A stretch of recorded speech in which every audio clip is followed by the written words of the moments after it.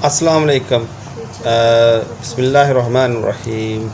Now today I'm going to teach you the IELTS speaking, how you can improve your speaking, right, and how you can get a good marks, good band scores in IELTS test, right.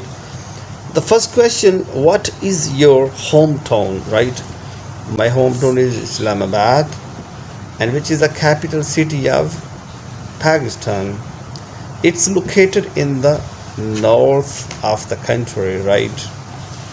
It's located on the north of the country. It is located here. The word located, keep in your mind whenever you are just saying to other person, right, telling him or her about your hometowns, just keep this very keyword located. It's located in the north of the country, right, north of the country, south of the country, right, west of the country, eastern side of the country, right, not really that far from the southern Chinese. Look, the very important phrase here, you should just remember, not really that far from the southern Chinese.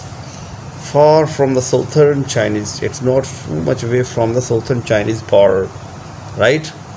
Keep this thing over mind. Not far from the southern Chinese. Okay, bye bye. Best of luck. Remember, understand. Assalamu alaikum.